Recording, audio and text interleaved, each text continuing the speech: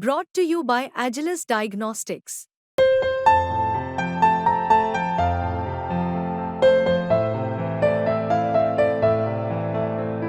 Agilus Diagnostics.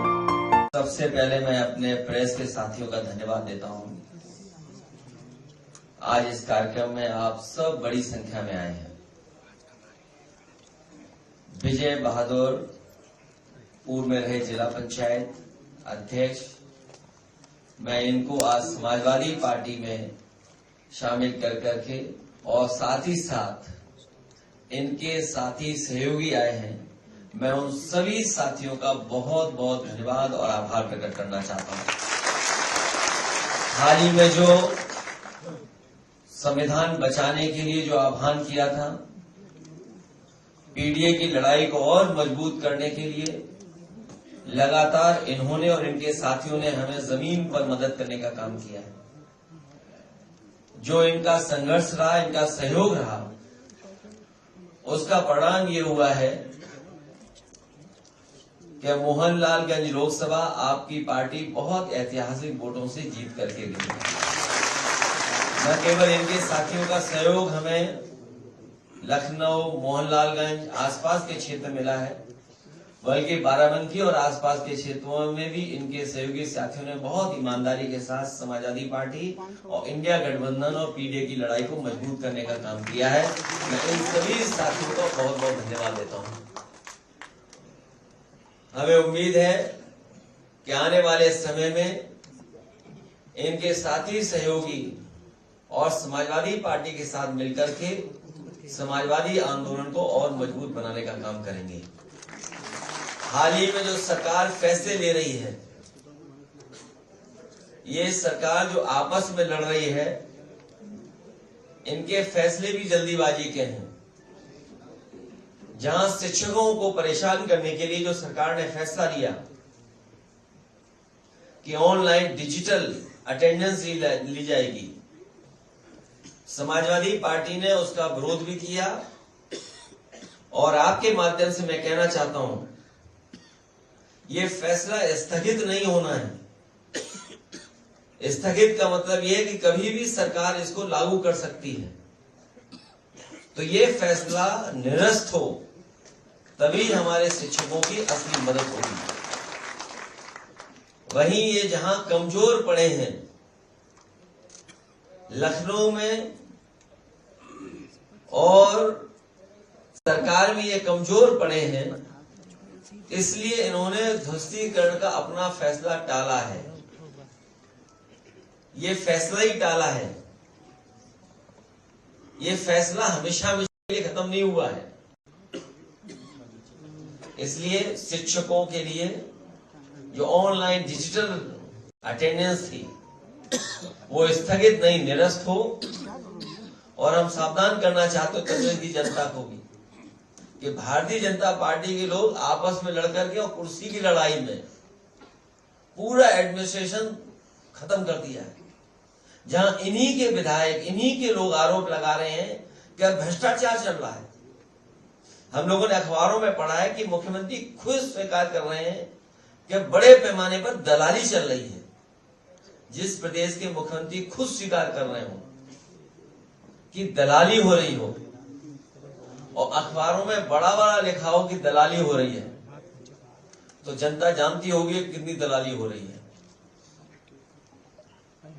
मैं एक बार फिर विजय बहादुर जी, उनका और उनके सभी सहयोगी साथियों का बहुत बहुत धन्यवाद और आभार प्रकट करता हूँ। मीटिंग बुलाई गई है, लेकिन उससे पहले जो केशव महोदय हैं वो दिल्ली पहुंच गए और उन्होंने ट्वीट भी किया है कि संगठन सरकार से बड़ा होता है। आप लोग समाजवादी पार्टी और आपकी तरफ से भी एक ऑफिशियल ट्वीट हुआ है इस मामले पे। भारतीय जनता पार्टी अपने हारे हुए लोगों के साथ खड़ा होना चाहती है या हारे हुए लोगों के साथ खड़ा होना चाहती है।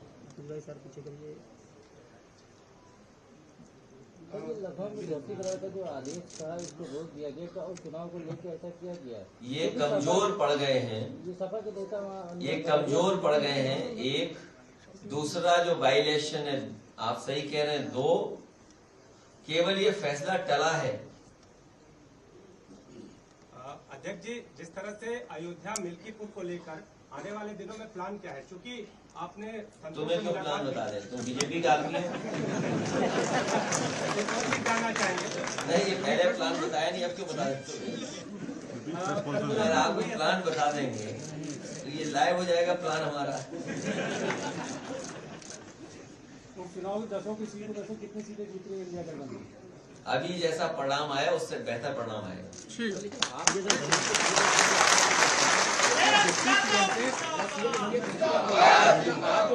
उसमें दोनों डिप्टी सीएम बुलाए नहीं गए, एक डिप्टी सीएम दिल्ली में मीटिंग कर रहे हैं, तो क्या कोई फेरबदल? कुर्सी की लड़ाई में जनता बहुत परेशान है। आप सोचिए, खबर ये आ रही कि महिला ने अपने ऊपर जिंदा आग लगा करके जान दे दी। जिंदा है कि मौत हो गई? आप सोचिए, आप लोग खुद सोचिए कि एक महिला अपना न्याय मांगने गई और उसने आत्मदाह कर दिया और थाने में पुलिस वहां थी, प्रशासन क्या कर रहा था? और इनके विधायक खुद आरोप लगा रहे हैं और मुख्यमंत्री खुद स्वीकार कर रहे हैं दलाली हो रही है। तो सवाल ये, जनता ये भी तो सुनना चाहेगी या जानना चाहेगी कि अगर मुख्यमंत्री महसूस कर रहे हैं कि दलाली हो रही है तो जो दलाली कर रहे हैं उन पर कार्रवाई क्या कर रहे हैं? जिस विभाग के बारे में वो आरोप लगा रहे हैं वो विभाग तो सबसे करीब है उनके।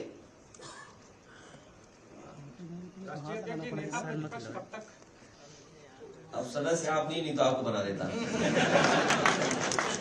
इतना है कि अगले हफ्ते तक सुना जाए। नहीं, मेरी इच्छा है कि आप ही बच जाओ तो आप अच्छा रहोगे हमारा।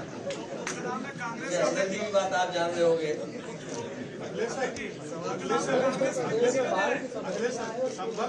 बाढ़ के अलावा देखिए, इसीलिए मैंने कहा ये सरकार कुर्सी के चक्कर में जनता को अपने हाथ में छोड़ दिया। कोई कह रहा है कि इतने गांव हैं बाढ़ की चपेट में, 1400 गांव। कोई अखबार लिख रहा है 900 गांव हैं बाढ़ की चपेट में। सच्चाई कम से कम ये सरकार बताए कि आखिरकार कितने गांव हैं चपेट में, क्या उनकी मदद हो रही है? कल सरकार कह देगी कि बाढ़ आई नहीं क्योंकि बाढ़ का पानी निकल जाएगा। जब जरूरत थी तो सरकार कहां थी?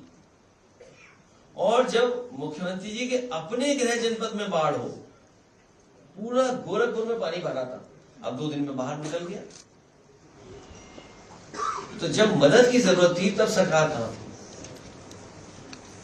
उपचुनाव में कांग्रेस को कितनी सीटें देने का विचार कर?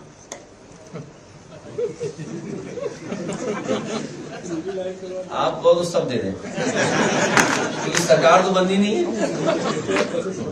अगर कोई सरकार बननी है बताओ, अगर आपकी इच्छा हो तो हम पूरी दे देंगे।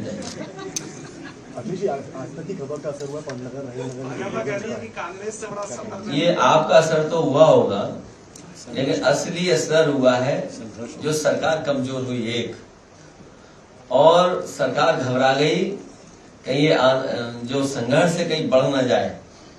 समाजवादी लोग लगातार संपर्क में थे, रविदास जी लगातार संपर्क में थे, पीछे बैठे हुए लोग दोनों संपर्क में थे।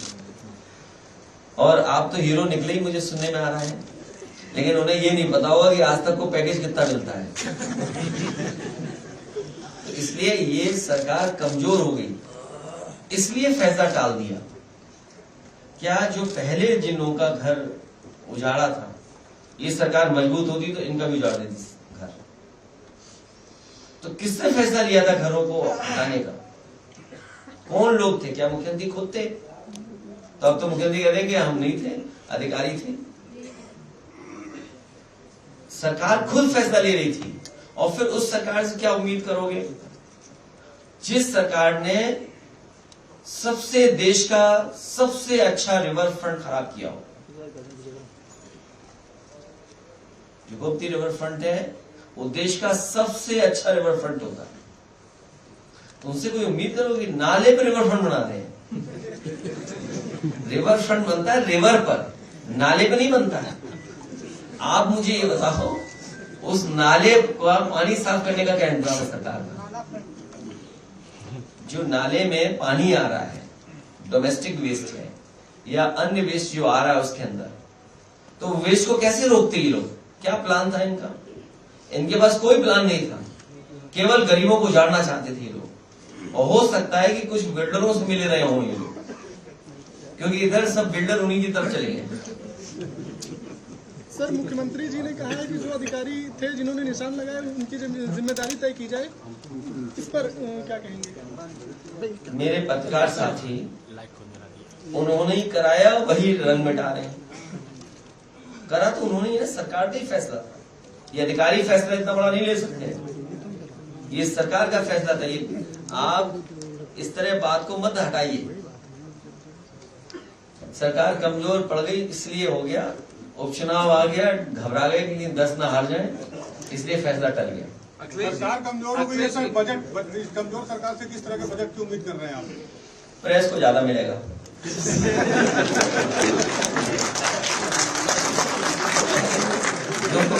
प्रेस को कितना मिलता है? कितना बजट है प्रेस का? रविदास जी कितना है? आपकी सरकार से थोड़ा सा ही कम है? आपकी सरकार से थोड़ा सा कम। इतना सच मत बोलो हमारे। अगर ये सही है, इस अखबार को बीच बीच में कम मिला है।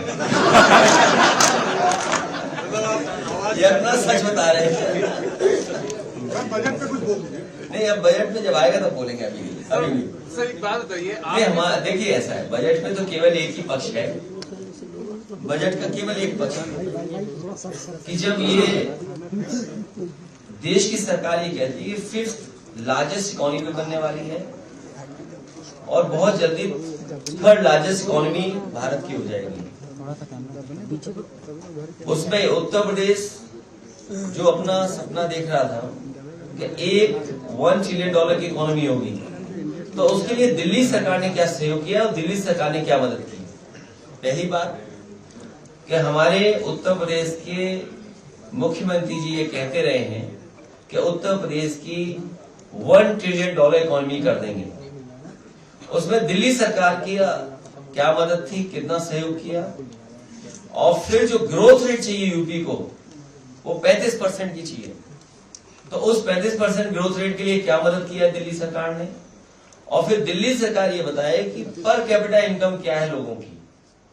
अगर 5th लार्जेस्ट इकोनॉमी है और 3rd लार्जेस्ट इकोनॉमी बनने वाली है, तो प्रति व्यक्ति आय क्या दुनिया के उन देशों के बराबर होगी या हुई है कि नहीं हुई है? बस, वरना ये सब आंकड़े हैं जनता को धोखा देने के लिए। बहुत धन्यवाद हमारे प्रेस के साथियों का।